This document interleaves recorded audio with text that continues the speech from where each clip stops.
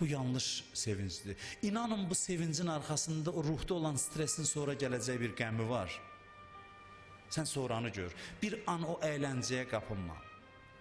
Əyləncəyə qapanmaq səni sonraki qəmi sənə unutturur. Filmə baxmayaq bəs, baxaq, amma bilək nəyə baxırıq.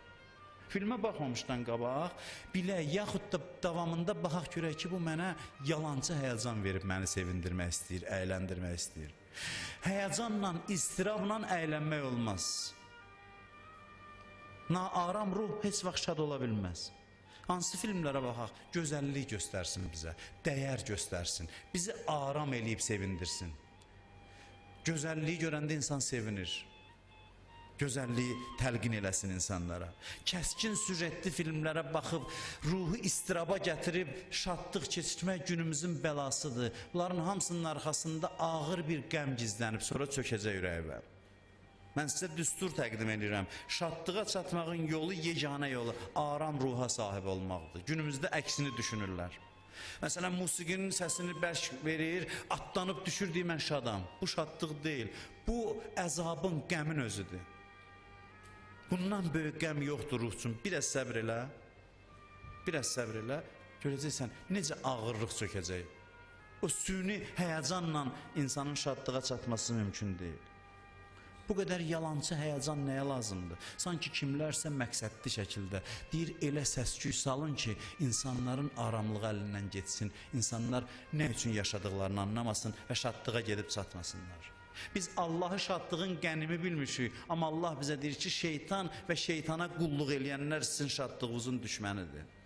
Mən sizin şadlığınızın dostuyam, mən sizi şad görmək istəyirəm, sizi sevinç içində görmək istəyirəm. Sizə qiymət verəndə sevincinizin miqdarına uyğun sizə dəyər verirəm, qiymət verirəm. Musiqi də belədir. Filmlərin o bir çoxu günümüzdə belədir.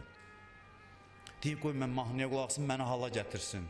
Sən özün özü hala gətirməyi bacarmalısan, özün özü. Sən axırda leş, üzr istəyirəm, leş bir canlılığın vəziyyətinə qalırsan ki, səni elə meyit sən uzanmısan, gerək səni biri qaldırsın. Sən özün qalx, özün halını düzəltməyi bacar, öyrən. Ahəngə ehtiyac olmasın, ritmə ehtiyac olmasın. Mən demirəm musiqidən mütləq mənada imtina eləyəsən, amma bu qədər musiqi aludəçiliyi var günümüzdə, inanın mən təəccüblənirəm, insan bezir. Yəni, hər tərəfdən mühasirəyə alıb insanı musiqi, hər tərəfdən. İnsanlar başqa cür hala gələ bilmir, gərək istirab çəksin ki, istirabın içində ləzzət alsın, şadlığa çatsın, bu da yalancı şadlıqdır. Maşına oturan kim radioya əli gedir, açsın, ona qulaq asın. Bu nə xəstəlikdir? Bu böyük bir bəladır insanlıq üçün, böyük bir dərddir. İnsanın enerjisini məhv eləyən bir xəstəlikdir. Böyük bir xəstəlikdir.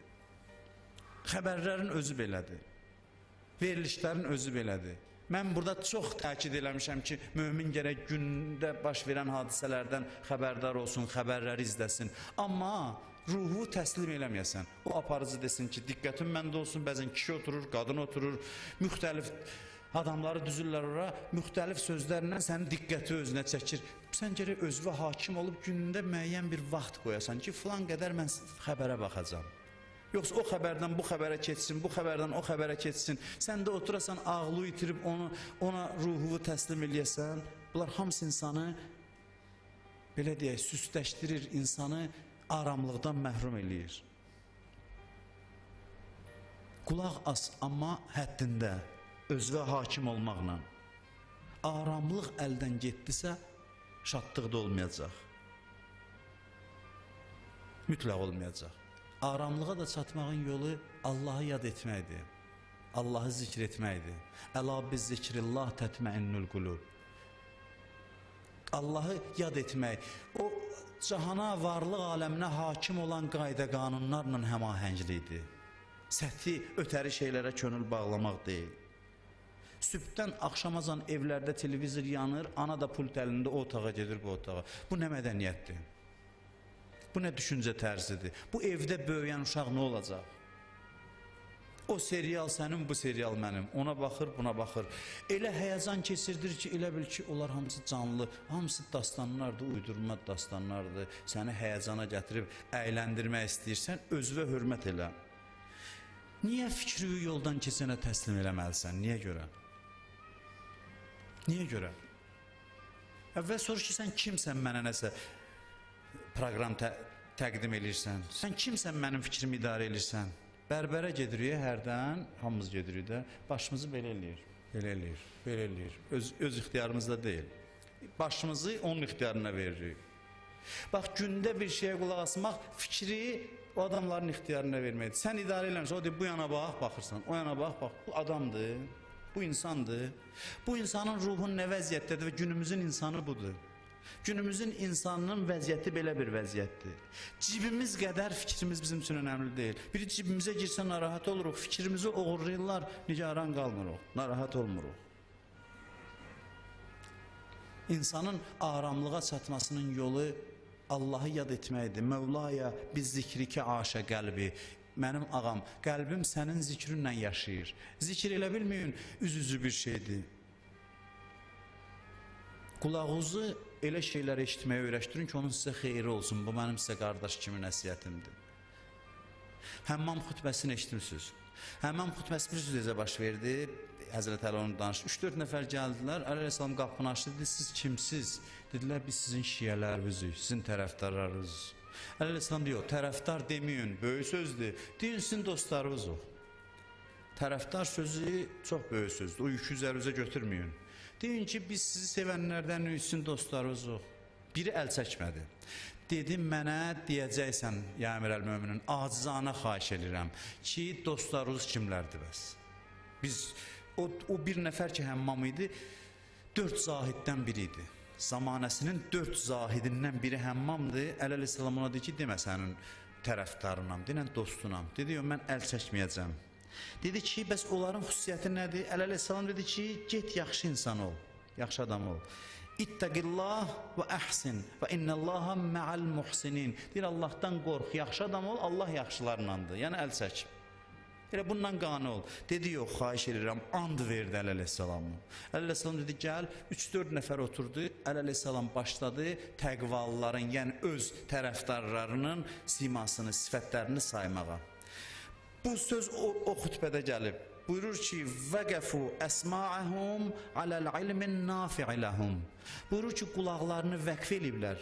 Vəqf bilirsiniz nədir? Biri gətirdi ki, bunu məscidə vəqf elədim, bu möhrü, bu xalçanı. Yəni da bu bunun üçündür. Başqa yerdə istifadə oluna bilməz.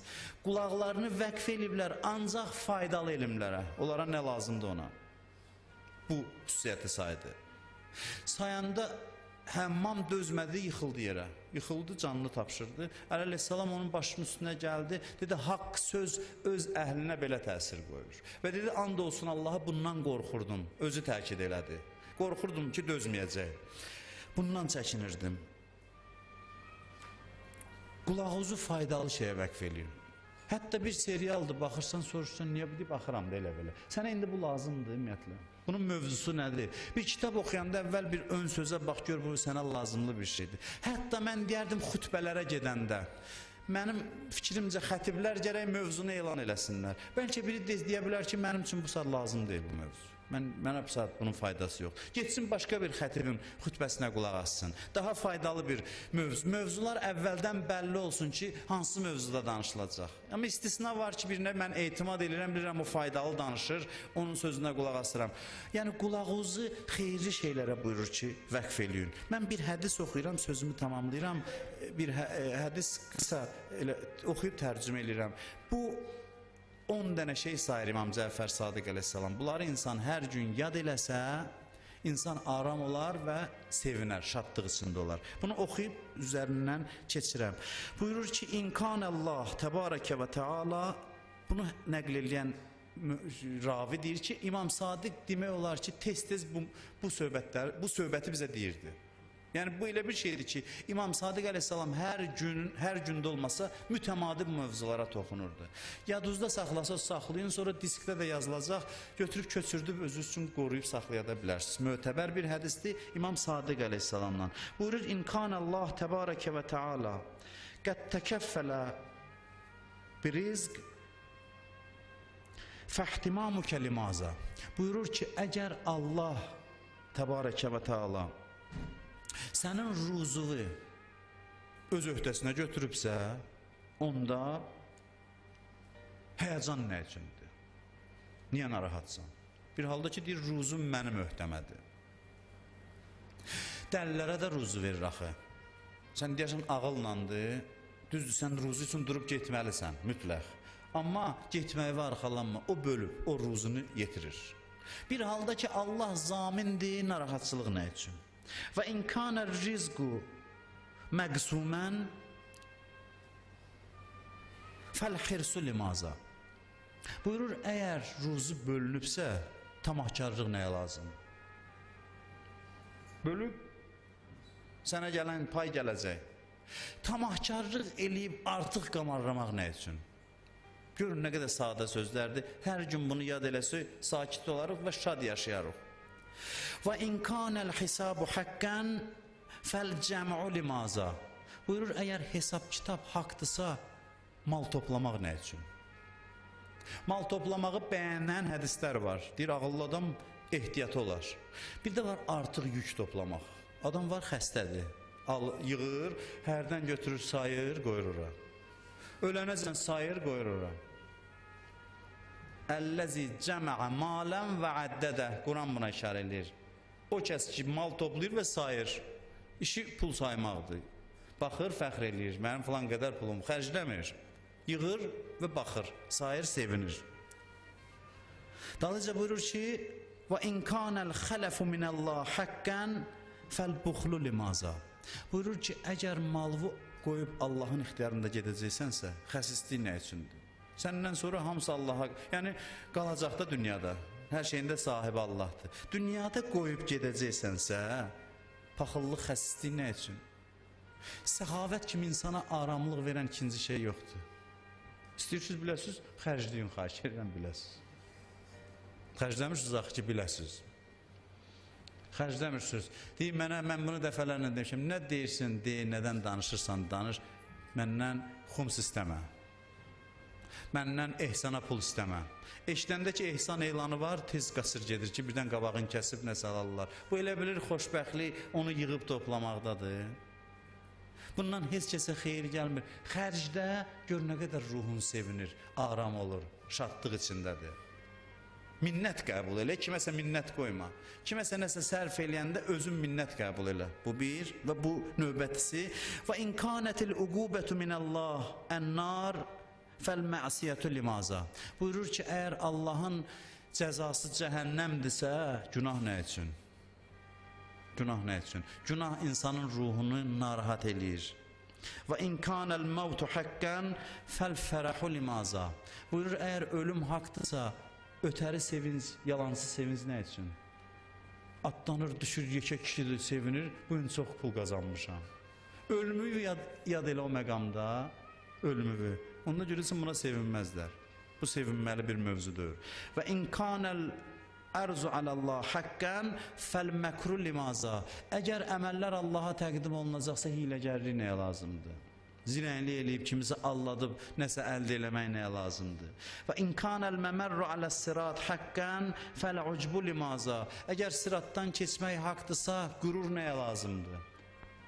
Nə başı dik tutub gəzirsən, sən həmin adamsan ki, ayaqların titriyə-titriyə sirat körpüsündən keçəcəksən, aqibətü yadında saxla. İnkânə kullu şeyin bi qədərin və bi qəzain və qədər fəl-huznu limaza. Hər şey Allahın əlindədirsə, qəm, hüzün nə üçündür? Bil ki, Allah səni idarə eləyir. Allah xeyri və ziyanı bilir. Sən düzdür addım atırsan, nəticə Allahın əlindədir. Onda İbrahim kimi o da girir, narahat deyil. Və axırıncısı, sözümü bitirirəm. Və inkânətid dünya faniyə fəttümənniyətü liməzə. Buyurur, əgər dünya fanidirsə, dünya aradan gedəcəksə, ona söykənmək nə üçün? Ona arxalanmaq nə üçün? Dünyaya arxalanmaq sınıq stulda oturmaq kimidir. Stres gətirir, indi usar, indi dağılar.